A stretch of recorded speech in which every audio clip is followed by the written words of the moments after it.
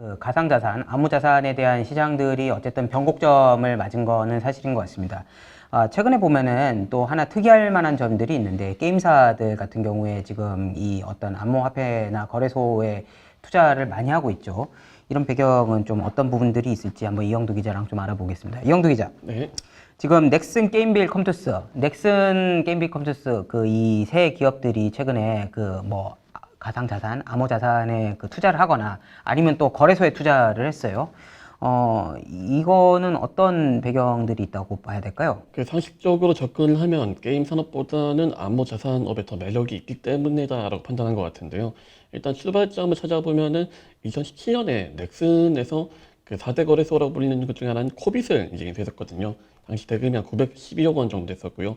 그리고 이제 최근에 이제 올해 이제 게임빌 같은 경우에도 그 코인원의 지분을 약 312억 원에 13% 정도를 인수를 했어요. 그리고 이제 빗썸 같은 경우에도 이제 이제 여러 후보자들 중에서도 이 게임사들이 많이 언급이 되고 있는데, 그 중에도 넥슨이나 위메이드 정도가 지금 거론이 되고 있는 것 같습니다.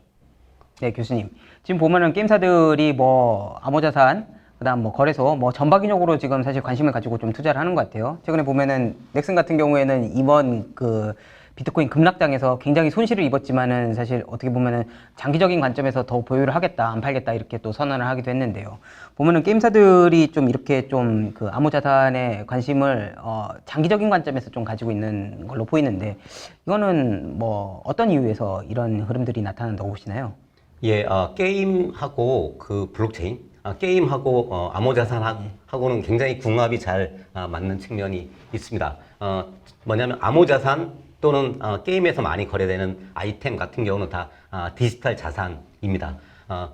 그러니까 그 암호자산이랑 같은 성격을 갖고 있는 거죠. 디지털 자산이라고 하는 측면에서 보면은.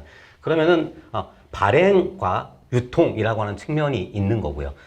그래서 이제 지금 현재의 그 게임 머니 또는 게임 아이템은 발행과 유통이라는 측면에서 굉장히 유사하지만 굉장히 불투명한 부분이 있는 거거든요. 그러니까 사용자 입장에서는 이거를 사용을 하고 유통을 하지만 뭔가 깨름직한 그런 부분이 있었는데, 근데 이거를 이제 블록체인 기반으로 해가지고 암호자산으로 바꾸면 그게 굉장히 투명하게 되고 거래가 원활해지고 내 소유권도 명확해지고 소유권 이전도 더 편해지는 이런 이제 굉장히 긍정적인 효과가 생기면서 기존에 갖고 있었던 장점, 사용자 입장에서는 뭔가 하고 싶고 뭔가 끌어들인 유인, 이건 그대로 다 갖고 있잖아요. 플러스 해가지고 투명성과 공정성 이런 것들을 확보하기 때문에 궁합이 잘 맞는다라고 보고 있습니다. 예, 그럼 어쨌든 뭐 게임사의 그 원래 비즈니스가 사실 디지털 어떤 가상 세계에 대한 어떤 비즈니스 기반이 그쪽이기 때문에 사실 뭐 암호자산이나 가상자산, 디지털 자산에 대한 것들은 뗄래야 뗄 수 없는 부분들이 있는 것 같아요. 그러면서 이제 지금 어쨌든 그런 새로 열리는 산업에서 좀 기회를 찾는 모습인 것 같고요. 그 암호자산, 가상자산의 현황과 좀 어떤 규제에 대해서 쭉 알아봤는데, 사실 일반 투자자 입장에서 지금 가장 궁금한 거는 그런 부분일 거예요. 최근에 급락을 하긴 했지만은 주요 자산들이 이것들이 장기적인 관점에서 봤을 때 계속 가치가 상승할 수 있을 것인가, 쓰임새가 유효할 것인가, 이런 부분들이 좀 궁금할 것 같은데요. 그럼 뭐 단도직입적으로 말씀드려서 뭐 이 가상 암호자산의 기축통화가 비트코인이라고 한다 그러면은, 비트코인 같은 경우에는 좀 계속 뭐 어떤 그런 가치가 다시 회복이 되고 또 쭉 장기적으로 상승할 수 있을 것인지 뭐 예측하기 어렵지만은 교수님은 어떻게 보시나요? 예. 결론적으로 저는 장기적으로 우상향할 거라고 하는 믿음에는 변화가 없고요. 이제 가장 커다란 변수는 역시 규제 부분인 것 같아요. 근데 규제를 보면은 금융당국은 전 세계 어떤 나라를 보든지 간에 그러니까 우리나라, 미국, 중국, 유럽 다 싫어합니다. 싫어하는 이유는 뭐냐면 원래 이 화폐라고 제가 화폐라는 용어를 싫어하는 건 이것 때문인데요. 화폐는 국가 권력의 상징이에요. 그런데 나라는 화폐를 만들어서 사실상 세금을 걷는 효과가 있는 거거든요. 근데 민간에서 누가 화폐를 발행한다고 그러면 좋아할 수 있는 그런 국가가 어디 있겠습니까? 아무도 좋아하지 않거든요. 자, 그래서 이제 금융당국은 다 싫어함에도 불구하고 이거를 금지시키는 경우는 극히 드물잖아요. 중국이라든지 아주 일부 국가 말고는. 나머지는 미국을 보면 미국은 금융당국에서는 다 투기다라고 얘기하지만 코인베이스라고 하는 게 상장이 되잖아요. 거래소가 상장이 됐습니다. 미국은 그 선물 거래소도 다 승인이 됐어요. 국가에서 승인을 해준 그런 겁니다. 캐나다 같은 경우는 비트코인이나 이더리움 ETF가 승인이 났어요. 유럽에서는 은행에서 이 코인 상품들을 취급을 하고 있거든요. 그러니까 한편에서는 금융당국 입장에서는 뭔가 이제 관리하고 규제를 해야 될 필요성이 있기 때문에 그걸 하면서 다른 한편으로는 이게 산업적으로 굉장히 긍정적인 효과가 있기 때문에 전체적으로 볼 때는 가는 방향으로 가는 거죠. 그러니까 이거를 금지할 수 있다면 금지시켰겠죠. 금지가 근데 되나요? 비트코인을 누가 멈출 수가 있나? 이더리움을 누가 멈출 수 있나? 아무도 멈출 수가 없는 그런 탈중앙화된 조직에서 벌어지고 있는 거기 때문에 그 누구도 멈출 수가 없어요. 그렇기 때문에 현실적인 방법은 그러면은 블록체인이 미래의 기술이고 필요하기도 하고 실제로 멈출 수도 없으니 그러면 허용을 하고 대신 세금을 걷자라고 하는 것이 이제 보편적인 정책의 방향이고 그리 될 수밖에 없다. 라고 저는 생각하는 겁니다. 정리를 하자면 어쨌든 그게 규제도 있고 어쨌든 지금은 현재는 가치로서 좀 등락은 하지만은 자산으로서의 어떤 가치는 우상향으로 평가를 하신다 이렇게 좀 보시는 것 같고요. 그 다음에 각국의 규제가 있어도 사실은 있는 채로 어떻게 정리가 되면서 갈 것이다 이렇게 보시는 것 같아요. 그런 관점에서 어떻게 보면 화폐라는 용어, 통화라는 용어보다는 자산이라는 용어를 좀에 더 무게를 두시는 것 같고요.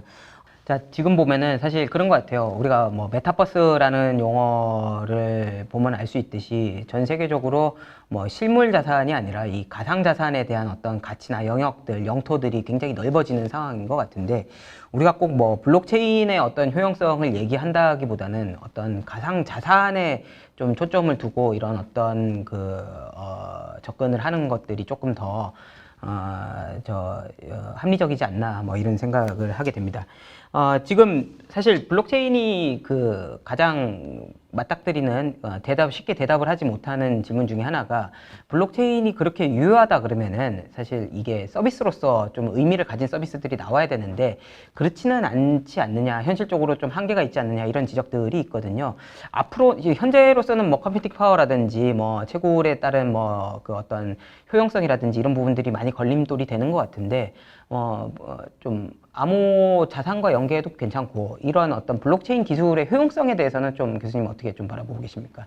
우선 이제 제일 먼저 나온 블록체인 그리고 이제 코인은 비트코인이고요. 비트코인은 기능이 아주 단순합니다. 그냥 A에서 B로 돈을 보내는 것밖에는 못하는 그런 겁니다. 근데 비탈릭 부테린이라고 하는 천재적인 그런 이제 개발자가 나와가지고 여기에 코딩을 할 수 있는 그런 기능이 들어가기 시작한 거예요. 그게 2세대 코인입니다. 그래서 이제 비탈릭 부테린은 그래서 그때 이제 블록체인을 뭐라고 명칭을 하기 시작하냐면 월드 컴퓨터라고 하는 용어를 씁니다. 그러니까 세상의 모든 사람들이 다 연결돼가지고 붙어 있는 컴퓨터고 그래서 블록체인은 컴퓨터를 할 수 있는 건 모든 걸 다 할 수 있게 하겠다라고 하는 것이 지금 이제 진행 중인 상황이라고 보면 되고 이제 거기서 더 발전한 그런 2, 3세대의 이제 블록체인들이 나오고 있고 세상을 바꾸는 그런 이제 초기 단계에 있다라고 보면 되는 거고요. 세상이 이제 어떻게 바뀌고 있냐를 보면은 제일 첫 번째는 토큰화가 이루어지고 있는 거예요. 그러니까 저는 세상 모든 것이 다 토큰화 될 거라고 이제 보고 있는 건데 우리가 알고 있는 금융상품, 주식, 채권 이런 것도 다 토큰화가 돼서 지금 이제 탈중앙화된 그런 거래소나 뭐 이런 데에서 거래가 되고 있는 그런 거고요. 부동산도 토큰화 돼가지고 발행이 됐죠. 지금 한참 NFT라고 해가지고 이제 각광을 받고 있는데 그게 뭐냐면 아까 게임도 나왔지만 음악이나 미술, 만화, 영화 이런 디지털 콘텐츠들이 토큰으로 발행이 돼서 거래가 되는 겁니다. 토큰으로 발행이 돼서 거래가 너무 편하게 해서 실제로 많은 양들이 거래가 되고 있는 지금 말씀하시는 토큰이 대체불가 코인을 NFT라고 이제 얘기하는 그런 거고요. 그 다음에 이제 메타버스 얘기가 나오는데 메타버스가 지금 이제 너무나 열풍을 불고 있잖아요. 근데 메타버스에서 사람들이 BTS의 공연을 보려면 그 토큰을 쓸 수밖에는 없잖아요.